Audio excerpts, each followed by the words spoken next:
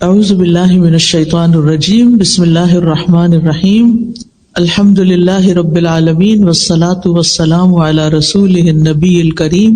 آپ میں سے کتنے لوگوں کو یہ دعا آتی ہے؟ زبانی آتی ہے؟ 2 3 4 5 7 لوگوں کو آتی ہے۔ میں چاہوں گی کہ باقی لوگ بھی اس کو یاد کر لیں۔ ابھی میں آپ کو دعا کہلواؤں گی، آپ میرے پیچھے پڑھیں گے، پھر میں اس کو تھوڑا سا ایکسپلین کروں گی۔ اچھا، یہ جب ہم پڑھیں گے نا دعا، تو آپ نے اس کو صرف پڑھنا نہیں، آپ نے یہ مانگنا ہے۔ پڑھنے اور مانگنے میں فرق ہے نا۔ پڑھنا تو بس پڑھنا ہے، اور مانگنا کیا ہے کہ اللہ یہ سب کچھ فرما اور میرے خلاف مدد نہ کر، مجھے غلبہ دے اور میرے اوپر غلبہ نہ دے، میرے لیے تدبیر کر اور میرے خلاف تدبیر نہ کر، مجھے ہدایت دے اور میرے لیے ہدایت کو آسان بنا دے، میری مدد کر اس کے خلاف جو مجھ پر زیادتی کرے۔ اے میرے رب، مجھے اپنا بہت شکر کرنے والا، بہت ذکر کرنے والا، بہت ڈرنے والا، بہت اطاعت کرنے والا، اپنی طرف عاجزی کرنے والا بنا دے، اپنی طرف آہیں بھرنے والا، رجوع کرنے والا بنا دے۔ اے میرے رب، میری توبہ قبول کر اور میرے گناہ دھو ڈال، میری دعا قبول کر، میری دلیل کو ثابت رکھ، میری زبان سیدھی رکھ، میرے دل کو ہدایت دے اور میرے سینہ کے کینے کو نکال دے۔ کتنی خوبصورت دعا ہے جو ہم میں سے ہر ایک کی ضرورت ہے۔ یہ جو مسنون دعائیں ہوتی ہیں نا، یہ الہامی دعائیں ہیں۔ الہامی دعا کا مطلب کیا ہے کہ یہ اللہ سبحانہ تعالیٰ نے نبی صلی اللہ علیہ وسلم کے دل پر الہام کی، آپ نے مانگی اور آپ سے صحابہ نے سیکھی، اور پھر آج تک یہ سلسلہ ہم تک پہنچا۔ الحمدللہ کہ ہم مسلمان ہیں اور ہمیں بھی ان دعاؤں کو سیکھنے کا موقع مل گیا ہے۔ تھوڑا سا اس کا مطلب سمجھتے ہیں، اور پھر آپ سب اس کو اپنے اوپر لیجئے گا کہ یہ میرے بارے میں بات ہو رہی ہے۔ سب سے پہلے ہے ربی اعیننی، اے میرے رب تو میری مدد فرما۔ رب کون ہے؟ میں کس کو پکار رہی ہوں؟ جس نے مجھے پیدا کیا ہے، جو میرا اور میری ہر چیز کا مالک ہے۔ رب ہی میرا مالک بھی ہے اور جو کچھ میرے پاس ہے۔ سوچئے کیا کچھ ہے میرے پاس، یعنی کیا چیزیں جن کو آپ سمجھتے ہیں کہ یہ میری ہے، یہ میری ہے، یہ بیگ میرا ہے، یہ کتاب میری ہے، یہ فون میرا ہے، یہ کارڈ میرا ہے۔ یہ میرا نہیں ہے، اصل میں اللہ ہی کا ہے سب کچھ۔ اس نے وقتی طور پر مجھے استعمال کرنے کے لیے عطا کیا ہے۔ تو پھر جو چیزیں میری ہیں ہی نہیں، مجھے تھوڑے دن کے لیے ملی ہیں، ان کے بارے میں مجھے کیا کرنا چاہیے کہ جس نے مجھے دی ہیں میں انہیں اس کی مرضی کے مطابق استعمال کروں، اس کے خلاف استعمال نہیں کروں۔ تو بہرحال میرا رب جس نے مجھے پیدا کیا وہی میری ساری ضروریات پوری کرتا ہے۔ جب مجھے کوئی مشکل پیش آتی ہے تو میں اسی سے مدد مانگتی ہوں۔ لہذا سب سے پہلی چیز کیا مانگ رہی ہوں؟ اعیننی، اے اللہ تو میری مدد فرما۔ اور یہ ہم ہر نماز میں بھی مانگتے ہیں، ایاک نعبد و ایاک نستعین، صرف تیری ہم عبادت کرتے ہیں اور صرف تجھ سے ہی ہم مدد چاہتے ہیں۔ کتنی بڑی بات ہے، صرف تجھ سے ہم مدد چاہتے ہیں۔ اور اسی کے اوپر یہ کتاب رکھی گئی، اس کتاب کا نام بھی ہم نے و ایاک نستعین رکھا ہے کہ یا اللہ ہم صرف تجھ سے مانگتے ہیں، کیونکہ جب اللہ سے مانگتا ہے انسان تو اللہ تعالیٰ دے سکتا ہے، دیتا ہے۔ جب ہم انسانوں سے مانگتے ہیں، انسانوں سے سوال کرتے ہیں، تو پھر کیا ہوتا ہے؟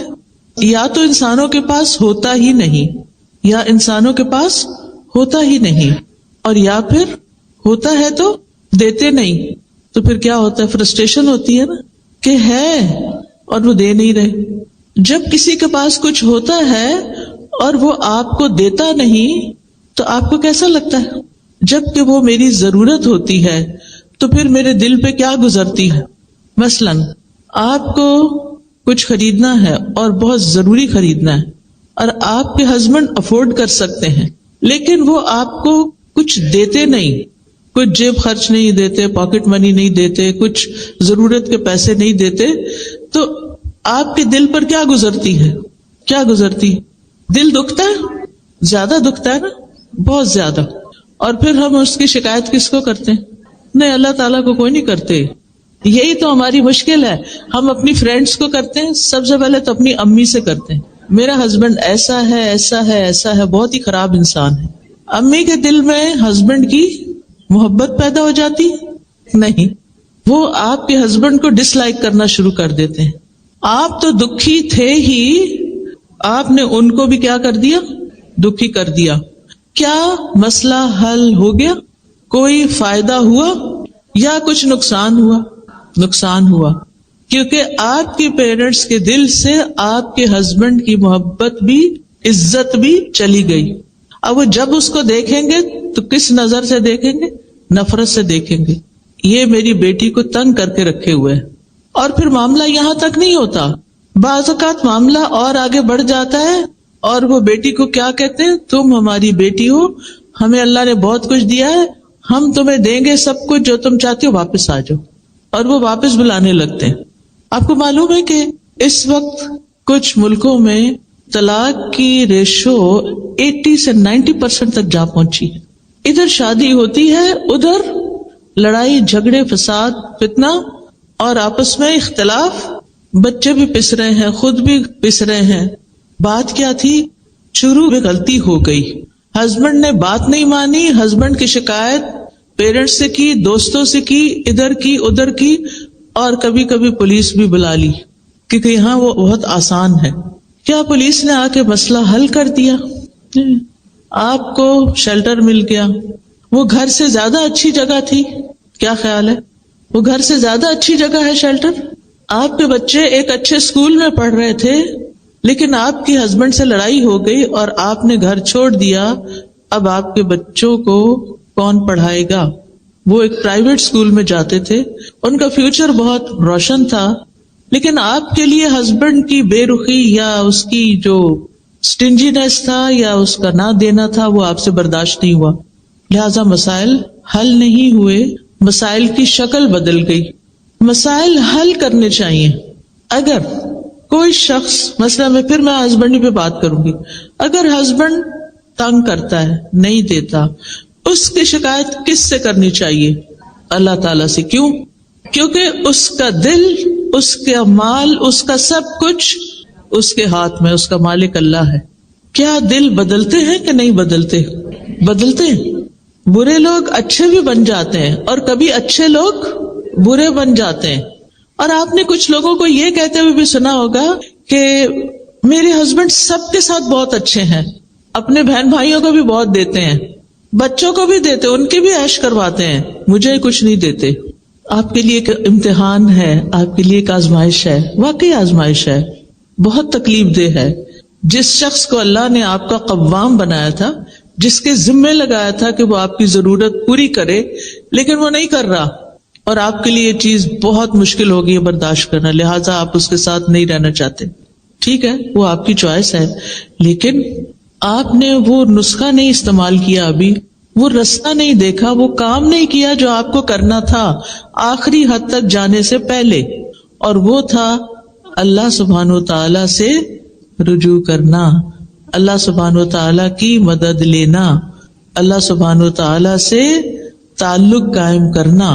ہو سکتا ہے اللہ سبحانہ و تعالی نے آپ کو ایک شخص کی مہربانیوں سے اس لیے محروم کیا ہو تاکہ آپ زیادہ سے زیادہ اللہ تعالی سے جڑ جائیں، اپنی ساری توقعات، اپنا سب کچھ اللہ کی طرف لے جائیں، کیونکہ اللہ تعالیٰ آپ سے محبت کرتا ہے.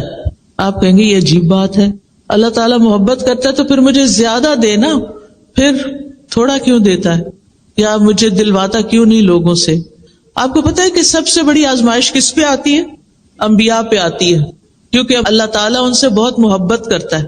اور یہ اللہ تعالیٰ کا طریقہ ہے کہ جس سے اللہ تعالیٰ محبت کرتا ہے اس کو کسی امتحان میں ڈالتا ہے. ابھی ایک بہن بتا رہی تھی نا، تو میں نے دل اپنا تھام لیا ان کی سٹوری سن کے کہ کس طرح بچی پیدا ہوئی تو وہ پری میچور تھی، بچی پیدا ہوئی تو وہ بول نہیں سکتی، اور ہسبینڈ نے بہت سپورٹ کیا، اور پھر کچھ عرصے کے بعد ہسبینڈ وہ بھی اللہ کے پاس چلا گیا. سبحان اللہ. یہ کوئی چھوٹی آزمائش ہے، بہت بڑی آزمائش ہے. تو ہم جب کوئی چیز چلی جاتی ہے تو کیا کرتے ہیں؟ انا للہ و انا الیہ راجعون. بے شک ہم بھی اللہ کے اور اللہ ہی کے پاس واپس جانا ہے. ہمارے پیارے بھی چلے گئے، ہم نے بھی جانا ہے، اور انسان اس کو ایکسپٹ کر لیتا ہے. کچھ لوگ دنیا سے نہیں جاتے، مگر پھر بھی وہ آپ کی زندگی میں نہیں ہوتے، وہ ہوتے ہوئے بھی نہیں ہوتے، آپ کو ان کی محبت نہیں ملتی، ان سے کوئی فائدہ نہیں ملتا، وہ الٹا آپ کے اوپر ایک بوجھ ہوتے ہیں، آپ کے لیے ایک ٹینشن کا باعث ہوتے ہیں۔ کبھی سوچا آپ نے کہ کیوں؟ کیونکہ اللہ تعالیٰ آپ سے محبت کرتا ہے۔ اللہ تعالیٰ چاہتا ہے کہ آپ لوگوں کے پیچھے بھاگنے سے زیادہ کس کی طرف آ جائیں؟ اللہ کی طرف آ جائیں۔ اور جس کو اللہ تعالیٰ کی محبت مل جائے، جس کا کنیکشن اللہ تعالیٰ سے مضبوط ہو جائے، پھر اس کی زندگی میں کسی چیز کی کمی نہیں رہتی، وہ انسان ہر چیز سے بے نیاز ہو جاتا ہے۔ اور جب انسان ہر چیز سے بے نیاز ہوتا ہے تبھی اس کا دل پرسکون ہوتا ہے۔ سکون اور خوشی ہم لوگوں میں ڈھونڈتے ہیں، مال میں ڈھونڈتے ہیں، اولاد میں ڈھونڈتے ہیں، یہ وقتی سہارے ہیں، یہ سب کچھ وقتی سہارا ہے، چند دن کی بات ہے، ہم نے انہیں چھوڑ کے جانا ہے یا انہوں نے ہمیں چھوڑ دینا ہے، اس میں سے کچھ بھی ہمارے ساتھ نہیں جائے گا۔ لیکن اگر ابھی سے آپ نے اپنا تعلق، اپنا ریلیشن شپ اللہ سبحانہ وتعالیٰ سے اسٹرانگ کر لیا تو وہ آپ کو نہیں چھوڑے گا، آزمائے گا ضرور۔ یہ یاد رکھیں، ہم سب چاہتے ہیں کہ اللہ تعالیٰ ہم سے محبت کرے، اور ہم سب چاہتے ہیں کہ ہم بھی اللہ تعالیٰ سے محبت کریں، اور یہ محبت بہت زیادہ ہو، لیکن اس محبت کی قیمت ہے، اور وہ ہے آزمائش، کہ جب محبت ہوگی تو پھر آزمائش آئے گی، اور جو شخص اس کو ایکسپٹ کر لے گا کہ یہ میرے فائدے میں ہے، اللہ تعالیٰ اس کے دل کو ہدایت دے دے گا، اس کی رہنمائی کر دے گا، اور جو ایکسپٹ نہیں کرے گا، اللہ سے ناراض ہوگا، اللہ تعالیٰ اس سے ناراض ہو جائے گا۔ جو مشکل وقت میں اللہ سے مدد مانگے گا، اللہ اس کی مدد کرے گا۔ جو اللہ سے راضی ہوگا، اللہ تعالیٰ اس سے راضی ہوگا۔ جو اللہ سے ناراض ہوگا، اللہ تعالیٰ اس سے ناراض ہوگا۔ اب یہ آپ کی چوائس ہے، آپ کیا چاہتے ہیں کہ وہ راضی ہو یا ناراض ہو؟ کیا چاہتے ہیں؟ راضی ہو، تو پھر ہمیں بھی کیا کرنا ہے؟ تقدیر کے فیصلوں پر راضی ہونا ہے، زندگی میں آنے والی مشکلات کو ایکسپٹ کرنا ہے، تکلیف دہ راستوں کو قبول کر لینا ہے، اور ہر تکلیف کے موقع پر یہ سوچنا ہے کہ اللہ تعالیٰ مجھ سے محبت کرتا ہے، اس لیے اس نے مجھے اس امتحان میں ڈالا ہے۔ یہ اس کی محبت کی علامت ہے، کیونکہ یہ بات میں اپنے سے نہیں کہہ رہی، یہ حدیث میں آتا ہے کہ اللہ جس سے محبت کرتا ہے اس کو آزما لیتا ہے۔ کیوں آزماتا ہے؟ اس لیے آزماتا ہے تاکہ پتہ چلے یہ اپنی محبت میں کتنا سچا ہے۔ یہ محبت صرف باتوں کی حد تک ہے یا اس سے آگے بھی ہے؟ اور جب کوئی اس ٹیسٹ کو پاس کر لیتا ہے تو پھر اس کے گریڈز وہی رہتے ہیں یا اوپر جاتے ہیں؟ اوپر جاتے ہیں نا۔ آپ ہر ٹیسٹ پاس کر کے اگلے گریڈ پہ جاتے ہیں، اگلے پہ اگلے پہ اگلے پہ اگلے پہ، اور جب اوپر جاتے جاتے جاتے اتنا ہی آپ کو اللہ تعالیٰ کا قرب نصیب ہوتا جاتا ہے۔ لہذا جب کبھی مشکل آئے، تکلیف آئے، یہ دعا آپ کی نظر کے سامنے لگی ہونی چاہیے۔ دل بوجھل ہے، آنکھیں آنسو بہا رہی ہیں، اٹھ کے جا کے کھڑے ہو جائیں وال کے پاس، پڑھنا شروع کر دیں، ربی آئینی، اے میرے رب تو میری مدد فرما، میں لونلی فیل کرتی ہوں، میں بے سہارا ہوں، میں تنہا فیل کرتی ہوں اپنے آپ کو، مجھے لگتا ہے میرا کوئی بھی نہیں، کوئی مجھے انڈرسٹینڈ نہیں کرتا، کوئی میری بات نہیں مانتا، میرے لیے سارے دروازے بند ہو گئے ہیں، مجھے کوئی راستہ نہیں ملتا، اللہ تو میری مدد فرما، ربی آئینی، اپنی اطاعت پر میری مدد فرما، مشکل وقت میں صبر پر میری مدد فرما، میرے فائنینشل میٹرز بہت مشکل میں آ گئے ہیں، مالی معاملات بہت تنگ ہو گئے ہیں، رزق تنگ ہو گیا ہے، اللہ میری مدد فرما، اللہ اچانک یہ مصیبت آ گئی ہے، ربی آئینی، میرے رب میری مدد فرما، میں تیری مدد کا محتاج ہوں۔ اور پھر ولا تعن علیہ، میرے خلاف، میرے مقابل کی، میرے مخالف کی مدد نہ کر۔ ہر انسان کو کسی نہ کسی مخالفت، دشمنی سے واسطہ پڑتا ہے، ہوتا ہے نا؟ کبھی وہ آپ کے گھر میں ہی ہوتے ہیں لوگ، اور کبھی وہ لوگ باہر ہوتے ہیں، کسی نہ کسی کے ساتھ آپ کا پرابلم، کوئی نہ کوئی ایشو بن ہی جاتا ہے، پھر آپ اس سے خوف کھانے لگتے ہیں کہ آپ پتہ نہیں کیا کریں گے۔ کل ایک بچی کا مجھے میسج آیا، بہت ہی ٹیلنٹڈ اور بہت ماشاءاللہ قابل بچی، الہدا کی گریجویٹ تھی، یونیورسٹی میں پڑھا رہی، تو اس کی پروموشن کا وقت تھا، تو کچھ لوگ خواہ اس کے پیچھے پڑ گئے، اس کے حجاب کی وجہ سے اور اس کے کچھ ایسی چیزوں کی وجہ سے، تو اس کو تنگ کرنا شروع کر دیا، اس کو ڈیلے کرنا شروع کر دیا اس میں، کہ اس کو پروموٹ نہ کریں. اب وہ بہت بیچاری پریشان تھی. اب آپ دیکھیں کہ ہم میں سے ہر ایک پر ایسی پریشانیاں آتی ہیں کہ جب ہمیں مدد چاہیے ہوتی ہے، لیکن صرف اتنی بات کافی نہیں ہوتی، ہمیں یہ بھی چاہیے ہوتا ہے کہ اللہ جو میری مخالفت کر رہے ہیں نا، جو میرے پیچھے پڑے ہوئے ہیں، آپ ان کی مدد نہیں کرنا. یہ دعا چاہیے آپ کو کہ اللہ میرے مخالف کی مدد نہیں کرنا، میری مدد کرنا. ربی اعنی ولا تعن علی، جو مجھ پہ چڑھائی کر رہا ہے نا، جو مجھ پہ الزام تراشی کر رہا ہے، جو میرے ساتھ زیادتی کر رہا ہے، اللہ آپ اس کی مدد نہیں کریں. تو اس طرح ایک دعا کمپلیٹ ہو جاتی ہے اور آپ کانفیڈنٹ ہو جاتے ہیں اللہ تعالیٰ سنے گا اور میں اس مشکل سے باہر نکل جاؤں گی. وانصرنی، اور میری مدد کیجیے. ولا تنصر علیہ، اور میرے خلاف میرے مخالف کی مدد نہیں کیجیے. جو مجھے ستا رہا ہے، جو مجھے تنگ کر رہا ہے، آپ اس کی مدد نہیں کرنا، میری مدد کرنا. تو آپ تبھی پروٹیکٹڈ ہوں گے نا جب ایک طرف آپ کو مدد ملے گی اور دوسری طرف جو آپ کے خلاف جا رہا ہے اس کی مدد نہیں ہوگی کہ آپ کو وہ مزید تنگ کرے، ستائے، پریشان کرے. پھر وَامْكُرْ لِي وَلَا تَمْكُرْ عَلَيَّ، آپ میرے لیے تدبیر کیجئے اور میرے خلاف تدبیر نہ کیجئے. میرے لیے تدبیر کیجئے یعنی میرے حق میں. اللہ تعالیٰ رب ہے نا، تو وہ رب کا معنی کیا پڑا ہوا ہے آپ نے یہ بتائیے؟ خالق، مالک اور مدبر. اللہ تعالیٰ خالق ہے، پیدا کیا، میری ہر چیز کا مالک ہے اور میرے سارے معاملات کی تدبیر بھی وہی کرتا ہے، میرے لیے وہی پلان کرتا ہے. آج مجھے صبح کسی نے کہا یوں لگتا ہے اللہ تعالیٰ آپ کے لیے ساری پلاننگز کرتا ہے. میں نے کہا اس میں کوئی شک نہیں ہوتا، سب کے لیے کرتا ہے. ارے حقیقت ہے، لیکن ہم اس کو محسوس نہیں کرتے کیونکہ ہم شکر ادا نہیں کرتے. جو ہمیں ملتا ہے وہ ہمارے فائدے کا ہوتا ہے لیکن ہمیں اس کی قیمت ہی نہیں پتا ہوتی. بعض اوقات ایسا ہوتا ہے نا کہ کوئی شخص آپ کو گفٹ دیتا ہے، بظاہر وہ ذرا سمپل سا لگتا ہے لیکن ہوتا بہت اوریجنل ہے، بہت ایکسپینسو ہوتا ہے. آپ کو بیچاروں کو پتہ ہی نہیں کہ اس کی قیمت کیا ہے. آپ کیا کرتے اٹھا کے رکھ دیتے ہیں یا کسی کو آگے چلا دیتے ہیں اور پھر آپ کو کوئی بتا دے تو پتا وہ چیز کتنے کی تھی. آپ کہتے ہیں اچھا یہ تھی اس کی قیمت. پھر آپ ہاتھ ملتے، اوہ میں نے تو قدر ہی نہیں کی. تو اللہ سبحانہ و تعالیٰ مختلف طریقوں سے ہماری مدد کرتا ہے، ہمارے لیے پلان کرتا ہے، لیکن ہم اس کی قدر نہیں کرتے، ہم اس کو اپنے خلاف سمجھتے ہیں. تو آپ یہ دعا مانگتے رہیے کہ اللہ تعالیٰ آپ کی تدبیر میرے حق میں ہو، میرے خلاف نہ ہو. کیونکہ یدبر الامر من السماء الى الارض، آسمان سے زمین تک کے سارے معاملات کی تدبیر وہ کرتا ہے، اصل پلاننگ اس کی ہوتی ہے. اس کے بعد وہدنی، اور آپ میری رہنمائی کیجئے. آپ کو کس کس چیز میں رہنمائی چاہیے ہوتی ہے؟ صرف دین کے معاملے میں؟ ہر معاملے میں.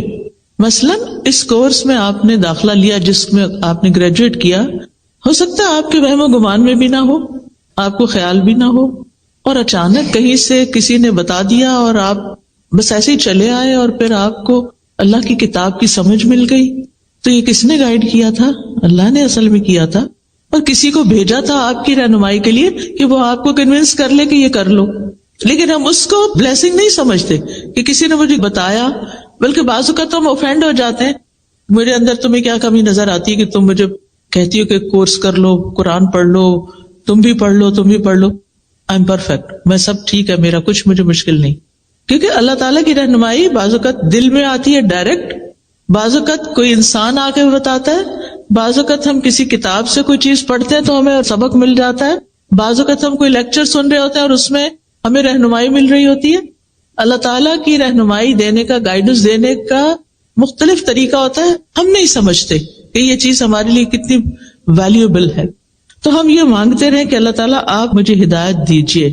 وَيَسِّرْ لِي الْهُدَى، اور ہدایت کو میرے لیے آسان کر دیجیے.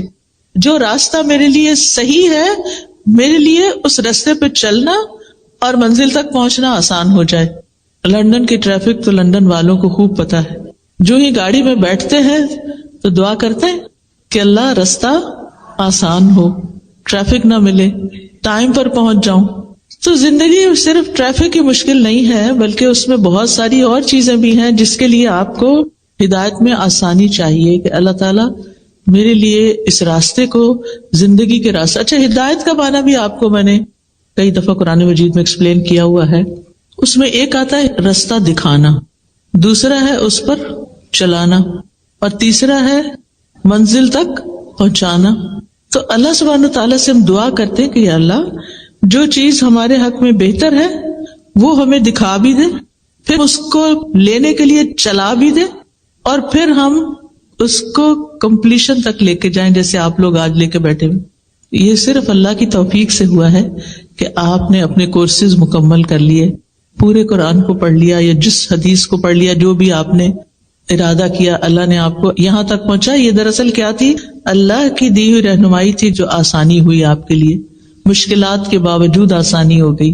وانصرنی علی من بغی علیہ، یا اللہ جو مجھ پر زیادتی کرے اللہ اس کے خلاف میری مدد کیجیے.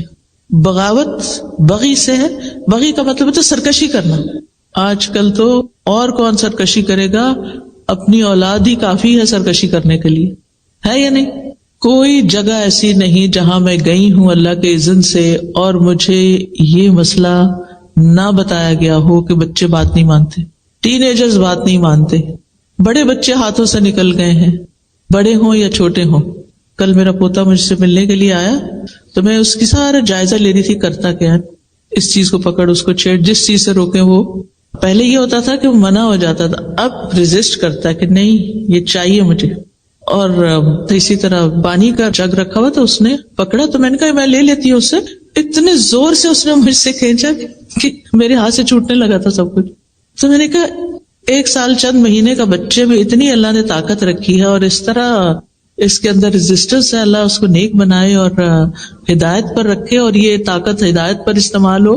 ورنہ آپ دیکھیے کہ یہ بڑے بچوں کا مسئلہ نہیں ہے، جن ماؤں کے بچے چھوٹے ہیں وہ الگ مشکلات کا شکار ہیں ان کے پیچھے بھاگ بھاگ کے، کیونکہ اولاد آزمائش ہے، اس کو ہمیں ایکسپٹ کر لینا چاہیے. اور کیا ہم اپنے والدین کے لیے آزمائش نہیں تھے؟ ہم بچوں کی تو شکایت کرتے، کبھی اپنا بھی سوچا ہم نے کہ ہم کیا کرتے تھے؟ ہم نے بھی خوب تنگ کیا ہوا ہے، اور یہ ہر دور میں چلتا ہے. اور یہ کہنا چھوڑ دیں کہ آج کے بچے ایسا کرتے ہیں اور آج کے بچے ویسا کرتے ہیں، ہر دور کے بچے ایسے ہی کرتے ہیں، الا ماشاء اللہ کہ جس کو اللہ تعالیٰ ماں باپ کے لیے آسانی کا ذریعہ بنا دے. بہرحال تو اب یہ جو دعا ہے یہ کسی بھی انسان کے لیے آپ پڑھ سکتے کہ اللہ جو میرے اوپر سرکشی کرتا ہے، جو میری بات نہیں سنتا، جو میرے ساتھ تعاون نہیں کرتا، یا اللہ اس کے خلاف آپ میری مدد کیجئے. رب اجعلنی لک شکارا، اے میرے رب مجھے اپنے لیے بہت زیادہ شکر گزار بنا دے. ایک ہوتا ہے شکر کرنے والا، ایک ہوتا ہے شکار. یہ شکار نہیں ہے بلکہ شکار ہے، شکر سے، یعنی ہر چیز پر شکر کرو. ایک شکر نعمت ملنے پر شکر ہوتا ہے، ایک ہوتا ہے مصیبت ٹلنے پہ شکر ہوتا ہے، شکر ہے یہ مصیبت ٹل گئی، ٹھیک ہے. اور ایک ہے مصیبت آنے پہ شکر. سبحان اللہ، وہ کیسا، وہ کون کرتا ہے؟ یہ ہے اصل شکر گزار جو تکلیف پر بھی شکر کرتے ہیں. کیا سوچ کے شکر کرتے ہیں؟ کیا سوچ کے؟ اس سے بڑی مصیبت بھی آ سکتی تھی. کئی دفعہ ایسے ہوتا ہے کہ جو مشکلات آتی ہیں نا وہ ہمیں سیدھا کر کے رکھ دیتی ہیں. مشکلات آتی ہیں ہمیں میچیور کرتی ہیں، مشکلات ہمیں میچیور کرتی ہیں، ہمیں بہت کچھ سکھاتی ہیں. ہارڈ وے لرننگ ہوتی ہے. ایک ہوتی ہے کتاب سے پڑھ کے سیکھ لیا، استاد سے سیکھ لیا، کسی چیز کو آبزرو کر کے سیکھ لیا، اور ایک ہوتا ہے مشکل میں پڑھ کے ہی سیکھا. کچھ باتیں ہمیں صرف مشکل میں پڑھنے سے سمجھ آتی ہیں، ویسے نہیں آتی. ہم نہیں سیدھے ہوتے جب تک ہم مشکل میں نہ پڑھیں. ہم نے دیکھا ہوگا کہ ہم منمانی غذائیں کھاتے رہتے ہیں، مزے کی، پھر کیا ہوتے ہیں اس کے نتیجے میں بیمار ہوتے ہیں. پھر اس کا علاج کیا ہوتا ہے؟ صرف سرجریز اور دوائیں اور وہ چیزیں نہیں ہوتی. حکمت میں تو پرہیز علاج سے بہتر ہوتا ہے. پھر وہ چیزیں چھڑائی جاتی ہیں. تمہارے لیے چیز الرجی پیدا کر رہی، اس کو چھوڑ دو. پھر ہم اس کو چھوڑتے ہیں، پھر اس کے بعد الحمدللہ کچھ جان سکون میں آتی. تو ایک قدرتی سی بات ہے کہ تکلیفوں میں بھی خیر ہے، اور بندہ مومن جب اس پہ کوئی چیز ناپسندیدہ گزرتی ہے تو وہ کہتا ہے اس میں بھی خیر ہے، اس سے بھی کچھ خیر ہی نکلے گی. اور کئی دفعہ ایسا نہیں ہوتا کہ پچھلے دنوں ایک جہاز کریش ہوا تھا، آپ نے بھی سنا ہوگا، وہ پوری دنیا میں خبر عام ہوئی تھی، UK کی طرف ہی آ رہا تھا. تو اس میں ایک خاتون تھی، شاید وہ لیٹ ہو گئی تھی اور وہ اس جہاز پر سوار نہیں ہو سکی. اگر ہم کبھی بھی فلائٹ پر نہ بورڈ کر سکے تو کیا ہوتا ہے اس وقت؟ ہم سمجھتے ہیں کہ دنیا لٹ گئی، بس سب تو پیچھے ہی رہ گئے. لیکن کبھی ایسا بھی تو ہو سکتا ہے نا کہ اسی میں ہی خیر ہو کہ آپ کسی مصیبت سے بچیں. کبھی ہمارے کہیں پہنچنے میں خیر ہوتی ہے اور کبھی ہمارے وہاں نہ پہنچنے میں خیر ہوتی ہے. کبھی ہم اتنی دعا کرتے ہیں اللہ حج پہ لے جا، حج پہ لے جا، لیکن ہر طریقہ اختیار کرتے نہیں جا سکتے، کوئی خیر ہوگی نا. اور کبھی ہم سوچتے بھی نہیں اور اللہ تعالیٰ ہمیں پتہ نہیں کہاں سے کہاں پہنچا دیتا ہے، اس میں بھی خیر ہے. تو آپ زندگی میں اگر ہر حال میں شکر کرنے والے ہیں نا تو آپ خوشحال انسان ہیں، پرسکون انسان ہیں. اور یہ سبق سیکھنا انتہائی ضروری ہے، اور اس کے لیے مدد مانگنا ضروری ہے. رب اجعلنی لک شکارا لک ذکارا، اپنا بہت زیادہ ذکر کرنے والا بنا، دل میں بھی ذکر ہو، زبان پہ بھی ہو، اور باتوں میں بھی اور عمل میں بھی. لک رہابا، اپنے سے بہت زیادہ ڈرنے والا بنا، کیونکہ انسان اللہ تعالی کی اطاعت کر نہیں سکتا جب تک اللہ سے ڈرتا نہیں. بنی اسرائیل کو اللہ سبحانہ وتعالیٰ نے قرآن مجید میں فرمایا ہے، یا بنی اسرائیل اذکروا نعمتی التی انعمت علیکم وأوفوا بعہدی اوف بعہدکم وإیایا فرہبون. اسی سے لفظ راہب ہے، راہب ہوتے نا. تو اللہ ہمارے اندر رہبت پیدا کر دے، اپنا خوف پیدا کر دے. لک مطواعن، اپنا بہت اطاعت گزار بنا دے. لک مخبتن، اپنے لیے بہت عاجزی کرنے والا بنا دے. اخبات ہوتا ہے عاجزی اختیار کرنا.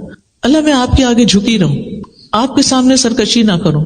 لک مطواعن لک مخبتن. اس کے بعد الیک اواہ منیبا، تیری طرف بہت آہیں بھرنے والا، رجوع کرنے والا بنا دے. آپ میں سے کوئی ہے جس نے کبھی ٹھنڈی آہ نہ بھری ہو؟ ہمیں سارے کو ٹھنڈی آہیں آتی. یہ ٹھنڈی آہیں بھی اللہ کے لیے ہونی چاہیے، اللہ کے سامنے ہونی چاہیے. بندوں کے سامنے جب ہم ٹھنڈی آہیں بھرتے ہیں تو لوگ ہم پہ ترس کھاتے ہیں یا کبھی بیزار ہوتے ہیں.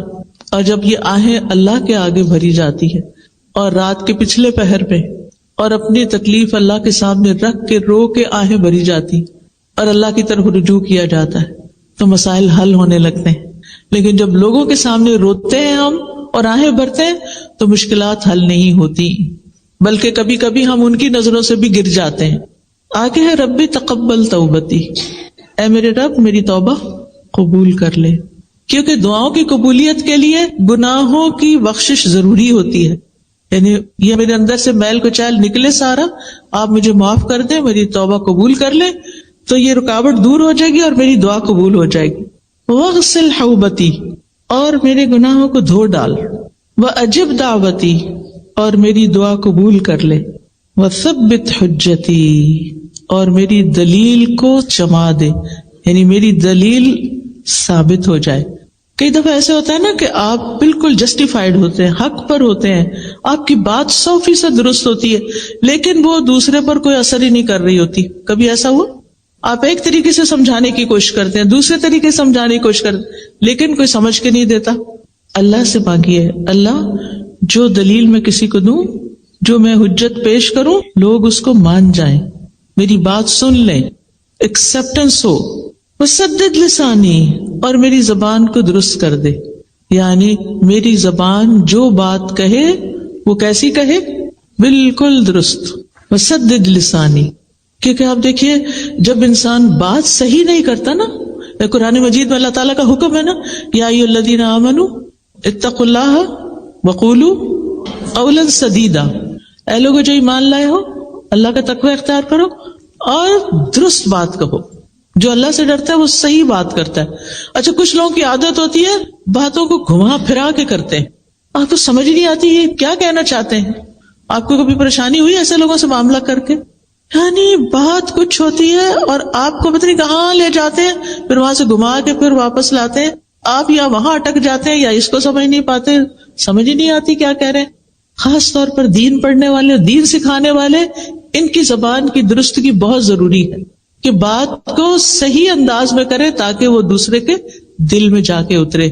وہد قلبی، اور میرے دل کو ہدایت دے دے، میرے دل کو سیدھا کر دے، کیونکہ دل پر انحصار ہے ہر چیز کی ہدایت کا. اگر دل کو ہدایت نہیں ملی نا تو بات نہیں بنے گی. اور وصل سخیمت صدری، سبحان اللہ، اتنی خوبصورت دعا ہے یہ.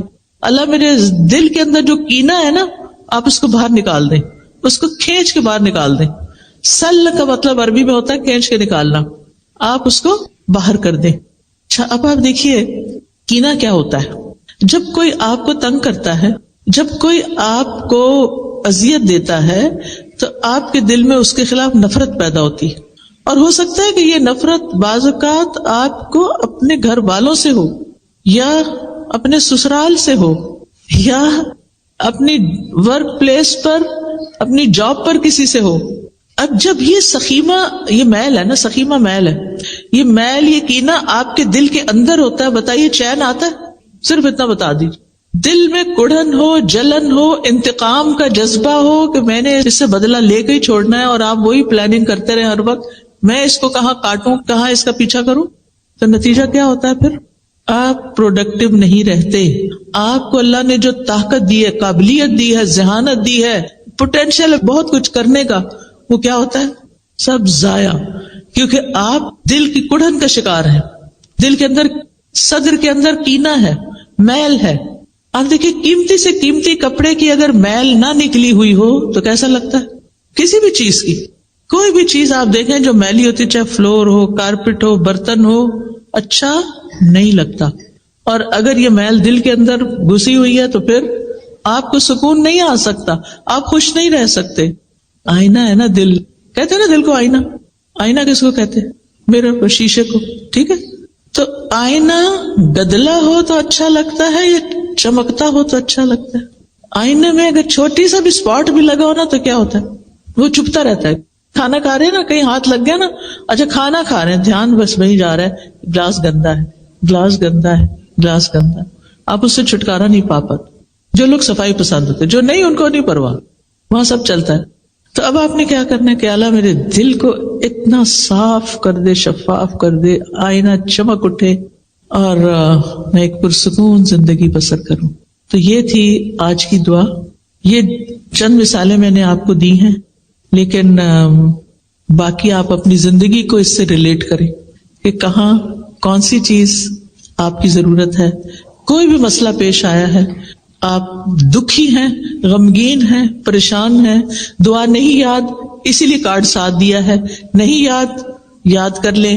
نہیں یاد ہوتی، حافظہ کمزور ہے، کہیں سجا لیں. آپ دیکھیں وہ چھوٹے چھوٹے فریم ملتے ہیں نا، اسی لیے اس کو خوبصورت کارڈ پہ چھاپا گیا تاکہ آپ کیا کریں، ڈیکوریشن پیس بنا کے رکھ لیں، بیڈ سائڈ ٹیبل پہ لگا دیں، جہاں آپ بیٹھتے ہیں اسٹڈی ٹیبل پہ لگا لیں، کہیں بھی، تاکہ آپ اس کو مانگتے رہیں. وَلَمْ أَكُمْ بِدُعَائِكَ رَبِّ شَقِيًّا، اے میرے رب تجھ سے دعا مانگ کر تو میں کبھی بھی نامراد ہوا ہی نہیں، سب کچھ مل جاتا ہے. تو یہ کچھ اور بھی دعاؤں کی کتابیں ہیں، جیسے یہ وَإِيَّاكَ نَسْتَعِينُ ہے، پھر اسی طرح یہ قرآنی اور مسنون دعائیں ہیں، اور تسبیحات کی فضیلت ہے، اور یہ کچھ اپ کمنگ کورسز آ رہے ہیں جس کی تفصیل یہ لوگ آپ کو خود بتائیں گے، ان میں آپ جوائن کر سکتے ہیں. اور اگر آپ نہیں بھی کر سکتے تو آپ کیا کریں، شیئر کریں. یس، اپنے لیے ایک بندہ صدقہ جاریہ کا ڈھونڈ لیں، کسی اور کو یہ کورس جوائن کرا دیں. اگر کوئی اپنے فائنینشیل سرکمسٹانسز، ہارڈ شپس کی وجہ سے نہیں کر پاتا تو آپ اس کو اسپانسر کر دیں، وہ آپ کے لیے صدقہ جاریہ بن جائے گا. کسی نہ کسی سے بات کریں. اگر کوئی آپ کی وجہ سے اس رستے پر آ جاتا ہے تو آپ کے لیے سرخ قیمتی اونٹوں سے بھی زیادہ بڑی دولت ہے. یہ بات آپ نے حضرت علی رضی اللہ عنہ کو فرمائی تھی کہ اے علی، تمہارے ذریعے ایک بندہ ہدایت پا جائے تو یہ سرخ قیمتی اونٹوں سے بھی زیادہ بڑی دولت ہے، مرسڈیز سے زیادہ بہتر ہے. تو اللہ سبحانہ تعالیٰ سے دعا ہے کہ اللہ تعالیٰ ہمیں اس پر عمل کرنے کی توفیق دے. میں اس کو ایک دفعہ اور مانگوں گی تاکہ آپ مانگ سکیں. پہلے تو آپ نے سمجھے بغیر پڑھی تھی نا، اب آپ نے صرف آمین کہنا ہے اس پر. ٹھیک ہے، آپ نے بولنا نہیں میرے ساتھ، میں بولوں گی اور آپ نے آمین کہنا ہے.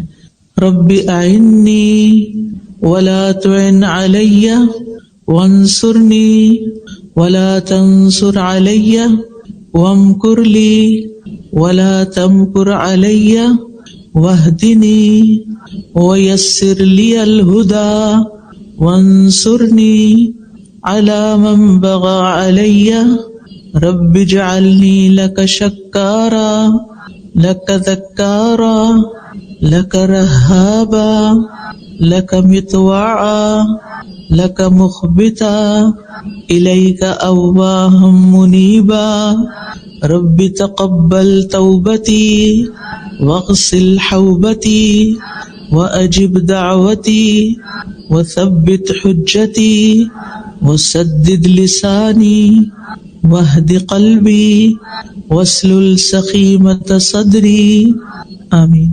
میں ہمیشہ سوچتی ہوں دنیا کے لیے کام کرنے والے تھکتے نہیں، تو دین کے لیے کام کرنے والے چھوٹے چھوٹے سٹیپس پہ کیوں تھک جاتے ہیں؟ مجھے یاد ہے کہ میں جب گلاسکو یونیورسٹی میں پی ایچ ڈی کر رہی تھی تو ہماری یونیورسٹی ہل پر تھی، گھر سے واک کر کے جاتے تھے، کبھی گاڑی پہ نہیں گئے کبھی بس پہ نہیں گئے، تو آدھے گھنٹے 20 منٹ کی شاید واک ہوتی تھی تو اوپر جانا ہوتا تھا۔ اور میں سوچتی تھی کہ میں ایک مسلمان ہوں، میں پورے حجاب میں ہوں، اگر میں سستی والی چال چل رہی ہوں تو میرا اسلام کیسا نظر آئے گا؟ سست، اسلام کا نام بدنام ہوگا۔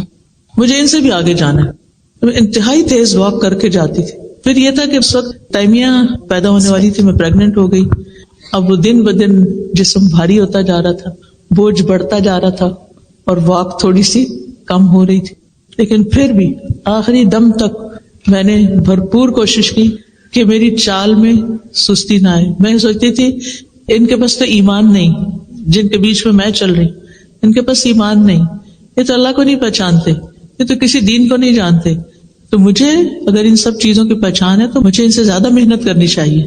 ان کے سامنے دنیا ہے، میرے سامنے آخرت ہے، تو اگر آخرت کا ریوارڈ چاہیے، ان بلند جنتوں میں جانا چاہتے ہیں تو پھر کام بھی ذرا محنت والے کریں۔ میرا ایک سوال ہے، ایک اچھے اسٹوڈنٹ کی کیا پہچان ہے، اور ایک اسٹوڈنٹ سے ایک اچھے استاد کی جرنی میں ایک اچھا استاد کیسے بننا ہے؟ شکریہ۔ دیکھیے کہ دونوں کے لیے ایک مختصر سی بات کروں گی۔ اسٹوڈنٹ کو بھی یہ سوچنا چاہیے کہ میں کیوں اس راستے پہ چلا ہوں، استاد کو بھی سوچنا چاہیے کہ میں کیوں استاد بن بیٹھا ہوں۔ اگر اس کیوں کا جواب ان کو مل گیا نا تو بہت اچھے اسٹوڈنٹ اور استاد ہو سکتے ہیں۔ اگر مقصد واضح ہو، نیت درست ہو، رستہ معلوم ہو، تو پھر طریقہ بھی سیکھنا چاہیے کہ اس کام کو آسان طریقے سے کیسے کرنا ہے۔ میرے اس پر لیکچرز ہیں، مثالی طالب علم مثالی استاد، اگر وہ پڑھ لیے جائیں تو انشاءاللہ اس سے بھی کافی ہیلپ ہوگی۔